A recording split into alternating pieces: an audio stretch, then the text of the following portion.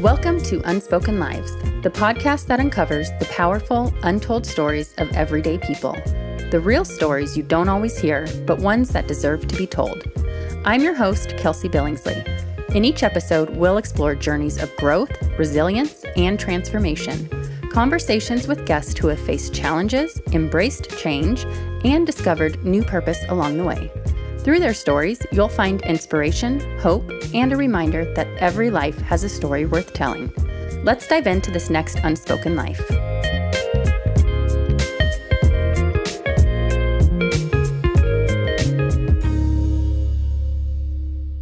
Some stories are shaped early, before we're old enough to understand where they might lead. Today's conversation is with someone who grew up without much guidance and spent years living a fast, dangerous life, surrounded by drugs, violence, and loss. He shared a glimpse of his life with me, and while I don't really know where this conversation will go today, I have a feeling it's quite the story. For listeners, Brandon is the brother of a close friend of mine, and this is just another reminder that we cross paths with people every day without really knowing the life they've lived. That's what Unspoken Lives is all about. Brandon's path eventually led him to prison, a moment that slowed everything down and changed the direction of his life. The man sitting here today has been through more than most can imagine, and he carries that experience with humility, honesty, and perspective. Brandon, thank you for being here. I know this isn't easy, and I know you might be a little nervous, but I truly appreciate your willingness to sit down and share. To start, can you share a little bit about who you are today and what life looks like right now? My name is Brandon. I'm originally from South Carolina. I live in Texas now. I'm an employee at a car wash, assistant manager, trying to get into living a normal life and get situated out here for the most part. Mm-hmm. But I'm really learning a lot of who I am now through life to at this point in my life. Thank you. I know when we first spoke about doing this, you were talking about where you're living today and the children around you, basically that they're living a childhood you've never could have even imagined. That really stood out to me when we spoke. So I was wondering if we could go back to the beginning and you can just share a little bit about growing up and life at that point. I don't know. Life's always kind of been crazy, a lot of ups and downs. But as a child, my parents were in their party stage, I guess. And I didn't know my mom was an addict at the time. I didn't know my dad was an addict at the time either. I was a kid. I just thought they had lots of parties. Never really spent any time with me. I was always angry. Around the age of like 5 or 6 is when I started to have anger issues. Later, as I look back, I realized they were using drugs and stuff like that, just stuff I remember and stuff like that. But never really had any discipline. They just did their thing and let me do my thing. So didn't have any guidance, didn't have any discipline really. That's all you remember? I don't have any memories. Like, I mean, of course I remember like a Christmas morning here or there or something, Right. But as far as like doing something together, no. And that was just normal life. Yeah. So you mentioned that was around 5 or 6. Can you remember any specific points in your life where, maybe parents weren't that close at that time, but maybe friends or anyone that really stood out? Yeah, as I got older, so we lived at the beach. We moved to Hartsville, South Carolina when I was, I think, starting 3rd grade, 2nd grade summer. So when we moved to Hartsville, that's when I started to act out more. But yeah, I made a friend. He's my best friend for a while, Wesley Archer. Yeah, he was my best friend for a little while. Moved to Hartsville. That's where things started to change more, started to act out more. Yeah, that was one of my best childhood friends. And I've had quite a few good childhood friends. But that's good. Yeah. So looking back, those relationships probably stand out a little more than... Yeah, for some reason, I don't know, when I really grasp onto somebody, like I really grasp onto them. So you've shared that you had to grow up fast and basically raise yourself. What did that actually look like? I had to figure things out on my own, basically. Yeah, they didn't really teach me too much. I was probably around the age of 8 before I ever realized I needed to wash between the cheeks of my ass. Like, They just never showed me anything. We lived in a nice neighborhood for the most part. My grandparents pretty much took care of my dad and, supplied him, kept him with the house and the car because he had a family. For the most part, it was more for me probably than them. But one of my mom's good friends, which I called her my aunt, called their son my cousin, but they're not blood related. But they were a few years older than me, and I started hanging out with them at an early age. Started smoking weed at a real early age. I think it was like fourth grade summer, started smoking weed. I had already been drinking before that. I think drank for the first time, probably like third, maybe fourth grade, but they were in like selling weed and stuff like that. And I never really been into games and playing games, but I remember Sega Genesis came out the first year, and I got one for Christmas. I never even opened it. I went and traded it for an ounce of weed, bagged it up, and made some money off of it. And so I could make money off of it. I actually got kicked out of school in sixth grade, got caught selling weed in the bathroom in sixth grade.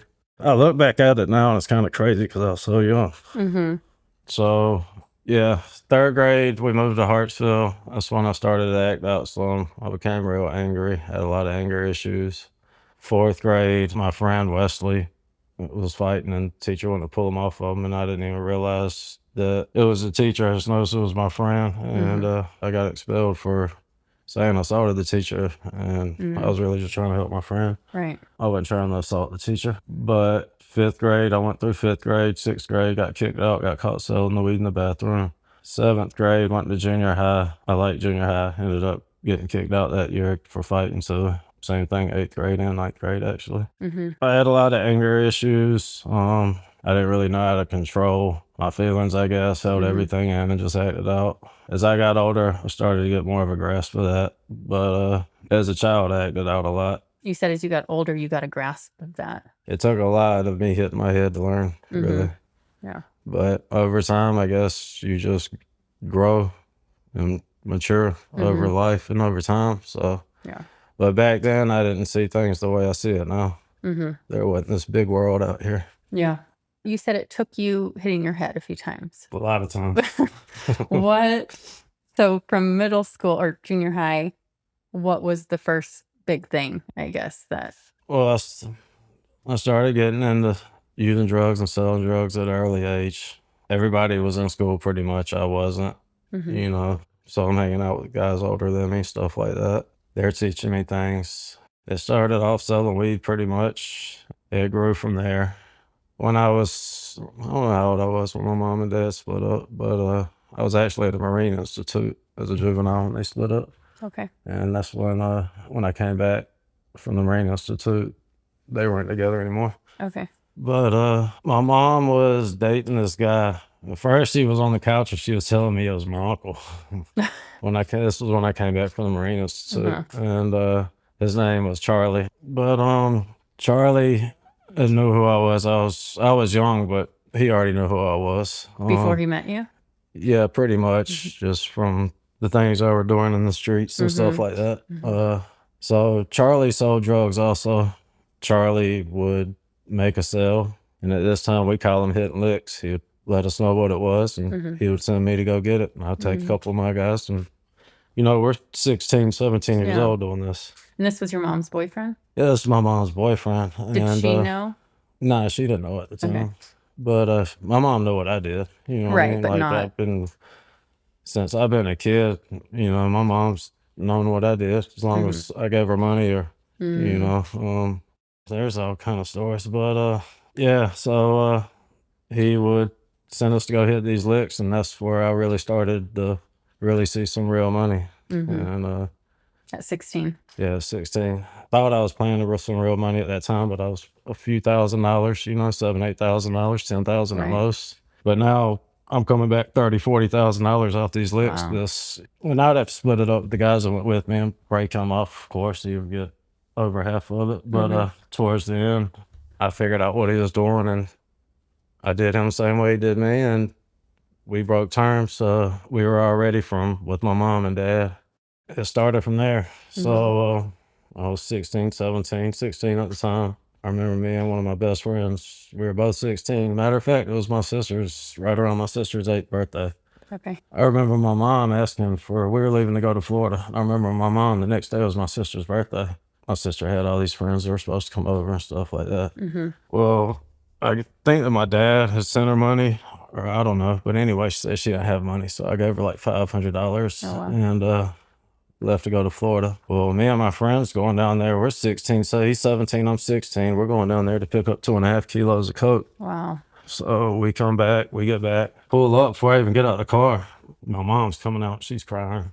I'm like, what's up? And she's, oh, I spent the money you gave me, this, that, and the other. And it's like 2 hours, 3 hours for my sister's birthday.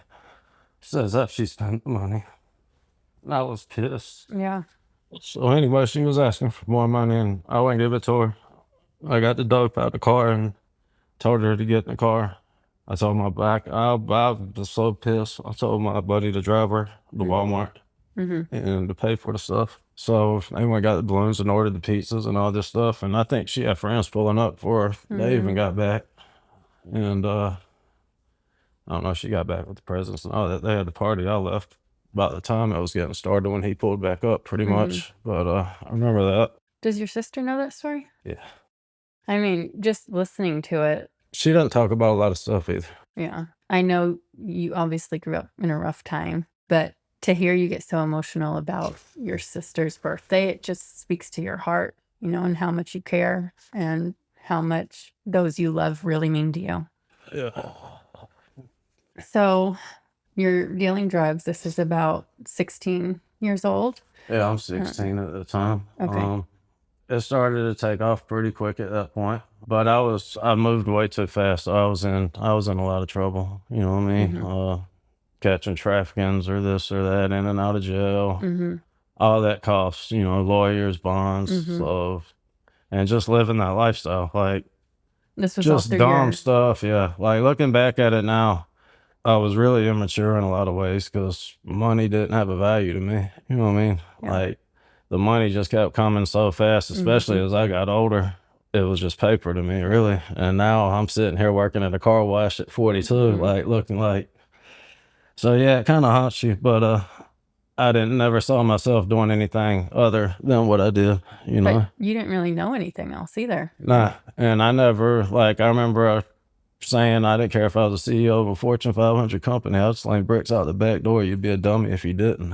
You know what I mean? Like, because just the money's so easy and it's so good. But there's a lot that comes with that too. Everything in that life's not good by far.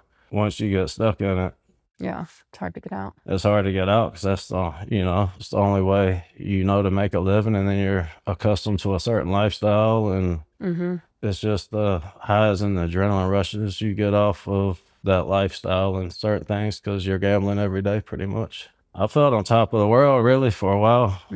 I always pretty much got a slap on the wrist. I'd go to do a little time or this, that, or the other. I didn't care about rules. I never did. I didn't feel like rules applied to me.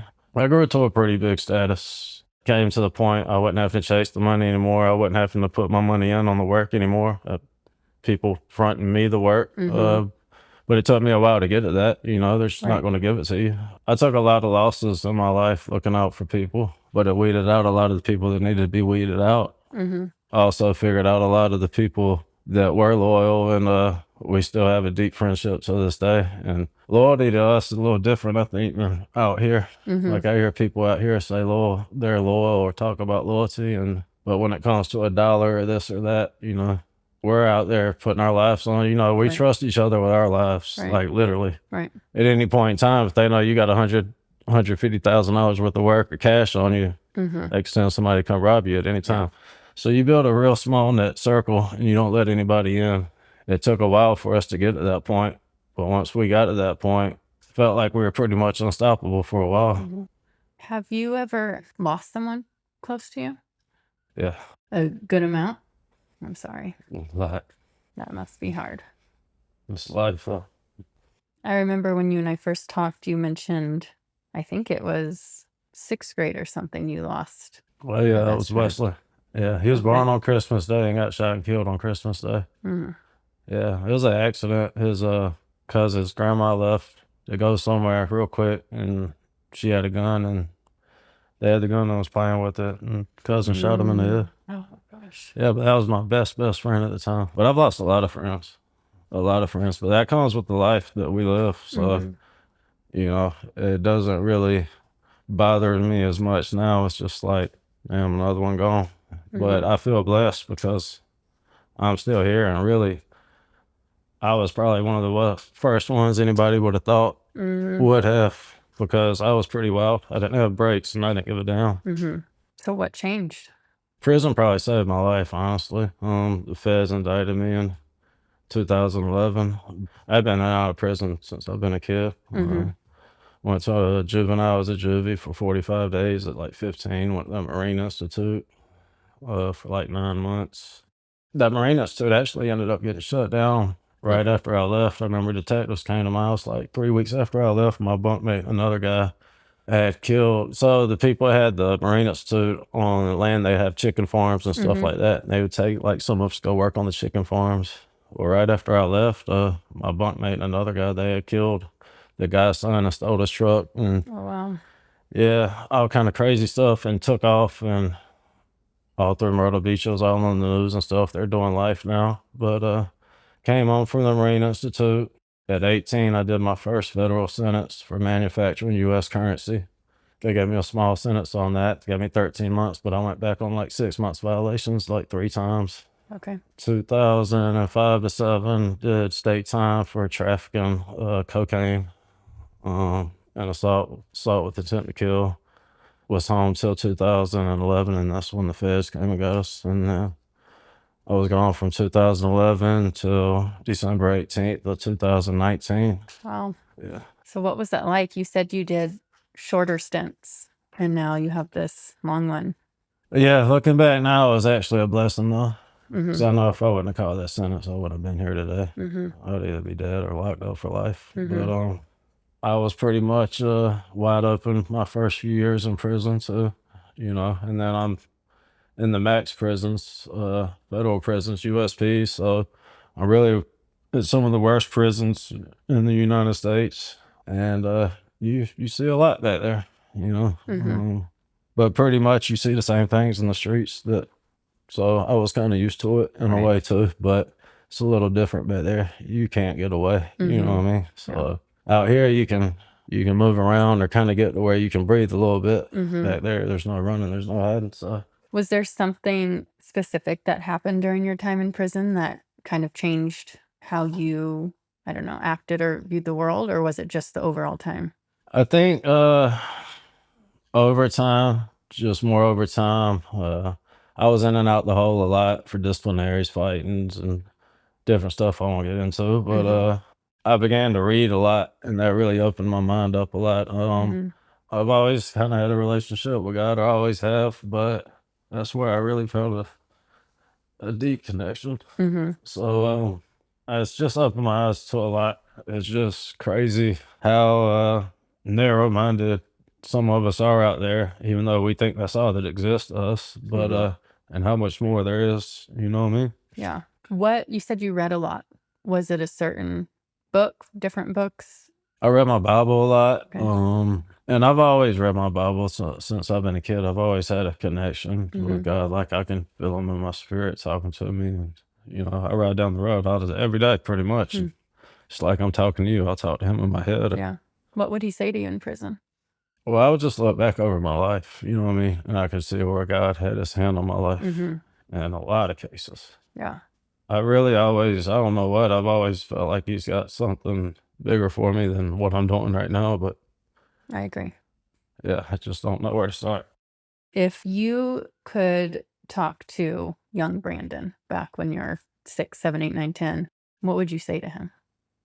Man, go to school, actually try to learn and stay out of trouble. Just the education and go to school. What about some kid right now that's just in a tough spot? I mean, you've been through this, and as much as you don't think you're on the other side, I think you're on the other side. You're living life right now. You have a job. I would never know these things just meeting you, Yeah. So if there's some kid out there who's hard-headed and not wanting to listen, and you could sit down with them, what would you say to them? I think it's not so much you just say to them. I think you got to spend time with them. You can tell them that all day long. Yeah. But I think it takes more somebody that's actually going to spend the time with them and show them they care and show them there's a different way. Or my thing is for the parents, y'all don't raise those kids right. Y'all ruining their lives. I don't know if I'd had a little guidance, I wouldn't have been near as, but I had no guidance. Yeah. My grandparents tried with me, but by that time I was already so bad. Let's talk about the parents. You shared earlier on about, if you had more of an impact in your life early on, you think things would have turned out differently. Can you share a little bit about your thoughts towards parenting, towards kids now? Just whatever you have on your mind for that. Yeah. So the parenting is everything. I feel like the parents pretty much develop the child, what they see the parents do. They might mimic or what you let them watch or do to entertain themselves. All that matters. And if you don't give them something to do to entertain themselves, they're going to find something to do to entertain themselves. And there's no telling what that's going to be. But the kids, I got a real soft spot for kids. They're where it all starts. I don't know, they're just so genuine, and I just feel like the way you raise them is the way they're going to go in life. So if you don't care about them enough to raise them right, try to put somebody in their life that can. Even if it's not your kids, if might be a niece or a nephew or anybody, if you see them going through a hard time or acting out, there's a reason. Just take some time to talk to them and, let them know that someone's there. Yeah. Kids are where it's at and where it starts. I think the parents are the ones. I mean, I know we make our own decisions, but you're pretty much making their fate for them in a lot of ways, you know what I mean? And how you raise them. Did you have any adults that helped you when you were young? I know most of it was on your own. But... Yeah, no, not really. I had grandparents. Okay. Man, I got an angel of a grandmother, and my grandfather was too. I was real close to them, and I lived with them pretty much from the time I was probably like, I don't know, 11 to like 15 or 16. Okay. And when I would say I'm going home, if it was for the holidays or whatever, it'd be their house. That's where I was talking about. But they taught me a lot. Man, my grandmother's love's probably what still got me here too, you know. No matter what I did, she's never turned her back. She's always been there. Even if she was disappointed, she'd let me know she was disappointed, but she's never turned her back. Yeah. That's something I'll never forget. But yeah. But yeah, I had them, but other than that, they were too old to do anything with me, really. So they showed me what love was, so that's what I needed. But I didn't realize that till I got older in life and looked back, Yeah. So it was a lot of you figuring stuff out on your own. Yeah. When you were in prison, did you build relationships with anybody who kind of helped guide you? Yeah. I've built a lot of relationships with people back there. Some of them I still keep in touch with to this day. But even the ones I don't keep in touch with, lost contact, I still think about them. But there's a lot of real good people back there. Yeah.